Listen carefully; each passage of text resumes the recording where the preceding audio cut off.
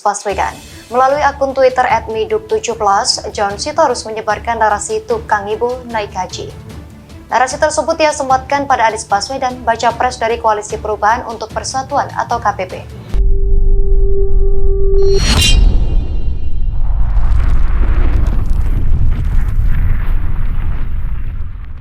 Pemilu terintimidasi di Kecamatan Mandau, Kabupaten Bengkalis. Ini belum pesta, sudah luar biasa. Kenapa? Berfoto saja dengan PKS dilingkari. Berfoto saja dengan partai lain dilingkari. Khusus PKS. Mereka menyatakan dengan terang benderang. Enak loh kalau misalnya perdebatan kita di televisi ini diisi dengan ide program. Kayak tadi misalnya, sekarang lagi rame isu malah masalah hilirisasi. Hilirisasi itu punya plus minus, bagaimana baik buat negara ke depan. Lalu kita bicara mengenai perekonomian pasca COVID ini. Nah itu yang sebetulnya diharapkan kami orang Golkar, kaum karya-kekaryaan ini, Mbak. Kita ini kan pengen perdebatan-perdebatan yang jauh lebih yang lebih konstruktif, lebih kontekstual daripada hanya sekedar memperdebatkan, mohon maaf ya, statement seorang Butet gitu. Misalnya, saya nggak mau masuk dalam perdebatan itu, walaupun kami menyayangkan, kami pengennya ada perdebatan yang jauh lebih konstruktif daripada hanya sekedar itu. Kenapa? Karena contoh loh, ini kan kita udah ngelewatin 2 pemilu nih. Jokowi yang pertama terbelah dalam sebuah perdebatan yang menurut kita nggak sehat lah. Bahwa yang ikut PKS akan dipecat jadi PKK, Posyandu, RT, RW, bahkan PNS dipindahkan. Jabatannya terancam. Bapaknya ikut partai PKS, anaknya dipindahkan ke pelosok. Ini apa-apaan ini? Ini melanggar undang-undang nepotisme. Kita pemilu ini jurdil. Pemilu ini benar-benar pesta rakyat, demokrasi rakyat yang kita sambut dengan meriah, dengan bahagia.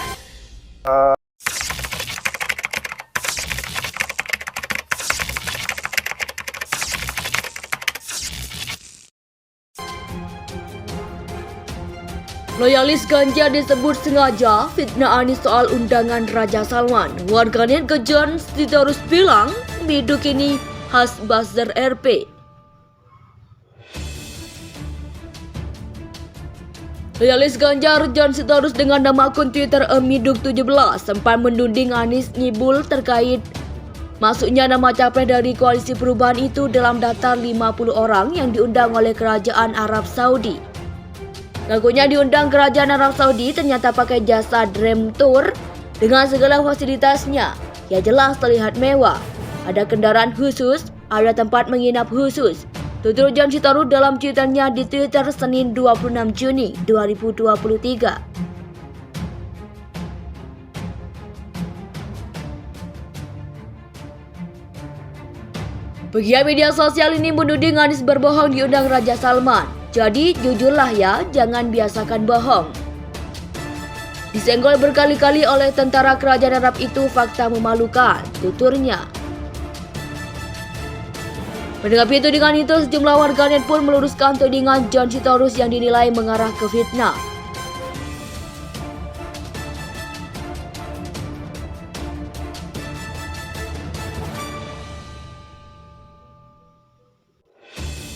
Loyalis Anies dengan nama akun Bos Purwa menjelaskan bahwa Anies Baswedan memang mendapat undangan.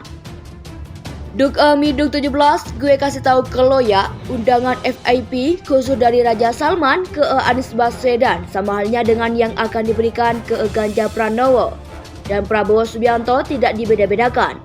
Fasilitas yang diberikan pun berbeda dengan 50 orang undangan kerajaan yang sifatnya reguler. Tulisnya menjawab tudingan John Sitorus.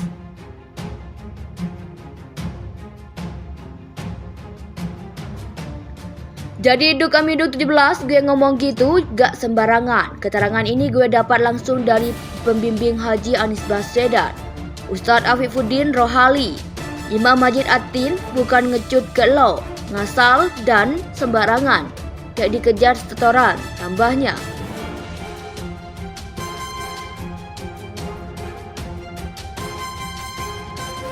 Apa gue bilang? Sama kan? Dahlah bubar-bubar, biarkan mereka ibadah dengan tenang, bedanya cuma satu. Suaminya satu duduk di depan, yang satu lagi sama istrinya di belakang. Tandasnya, sembari membagikan video Anies dan Ganjar yang sama-sama dilayani dengan mobil khusus dari Kerajaan Arab Saudi.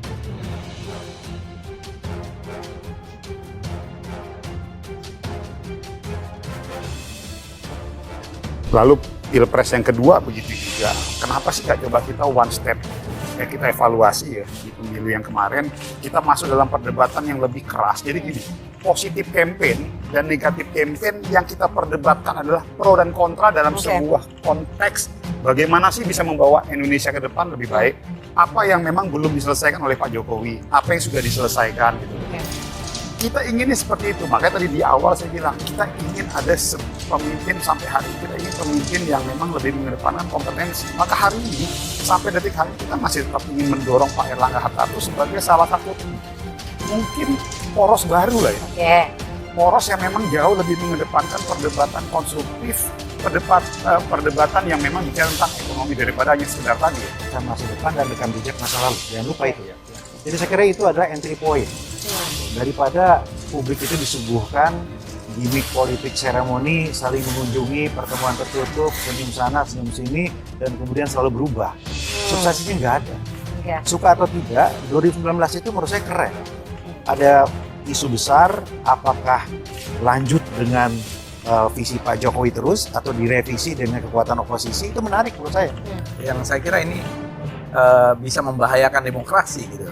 Nah, saya kira komunikasi dengan rakyat, dengan civil society, dengan tokoh-tokoh ormas dan lain-lain ini akan juga menjadi satu hal yang sangat penting oleh mungkin semua partai politik untuk melakukan. Ya, saya kira juga dimulai, tetapi dominan di dalam percakapan publik itu adalah elit. Gitu. Ini yang menurut saya bisa menganggap bahwa seolah-olah persoalan ke depan itu hanya persoalan dari segelintir elit. Ini yang menurut saya perlu kita koreksi. Tapi tidak, saya kira tadi rapat DPP ya, laporan dari anggota tim 8, timnya Mas Anies yang terdiri dari berbagai partai, dari 3 partai. Semua solid, semua lancar, semua oke, semua bulat. Semua telah sepakat harus melakukan apa,